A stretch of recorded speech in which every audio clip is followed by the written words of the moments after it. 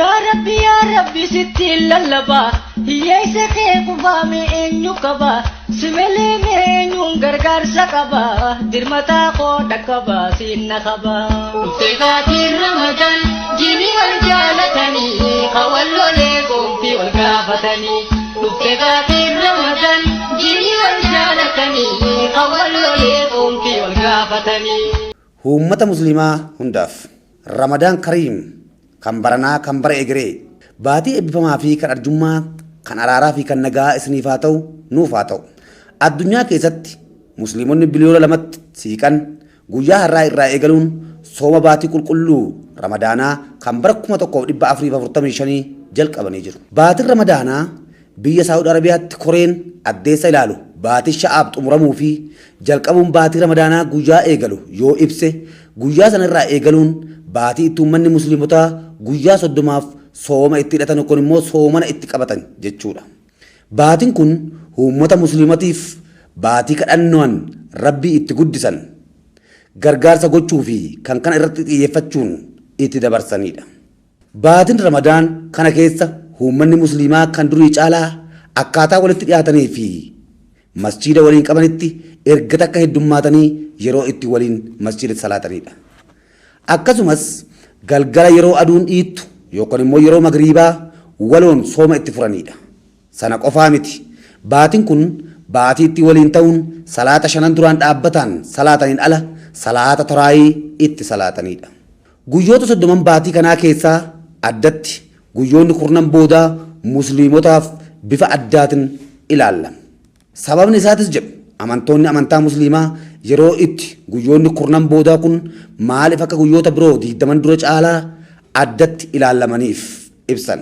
Guyyoota 10 boodaa kana keessa guyyoota yookaan halkan addaa Lailatul Qadrtu jira waan ta'eef jechuun dubbatu. Lailatul Qadrii jechuun guyyoota 10 boodaa baatii ramadaanaa kana keessa galgala addaa kan quraanni itti bu'ee fi halkan luqaasuwwan jalqabaa Nabi Muhammaditti nageenyi fi raamanni irraa jiraatu itti mul'atanidha. Baatiin kun akka addunyaatti tokko ta'ullee musliimota biyyoota adda addaatiif garuu sa'aatii fixrii isaanii jechuun sa'aatiin itti soomana hidhatan yookaan iraabbatanii fi sa'aatiin itti sooma furan garaagarummaa qaba. Akkasumas akkuma biyyoota adda addaatti nyaanni sooma ittiin furuuf fayyadamanis garaagarummaa ni qaba. Haa ta'u malee musliimota addunyaa kanaa irra jiran hedduu biratti firii mukaa kan tamirii jedhamuun sooma furuun akka sunnaatti waan ilaallamuuf hedduun musliimotaa baatii kana keessa tamiriin soomana furu jechuudha. Walumaa galatti baatiin kabajamaa fi qulqulluu ta'e baatiin ramadaanaa kun hawaasa musliimaa biratti baatii itti waan gaarii yookaan keerii dalagatan biiftuu baatii lixxu soomanuudhaan akkasumas halkan ibaadaa yookaan kadhannaa rabbiitiin itti dabarsanidha. Kana malees baatiin kun baatii eebbifamaa baatii namni naasuu waliif itti qabaatu kan namni badii dalagalleen rabbiin dhiifama itti gaafatee uf qulqulleessuun daandii rabbiitti deebi'u baatii itti nagaa lallaban baatii itti rakkataa gargaaree rakkoo isaa itti furaniif baatii itti dheebotaa obaasuun dheebuu isaa itti baasan baatii beelawaa nyaachisuun beela itti baasan baatii jaalalaa fi tokkummaati. Irra deebin sooma baatii araaraa sooma ramadaanaa baga geessan baga waliin geenye ramadaan kariim jenna.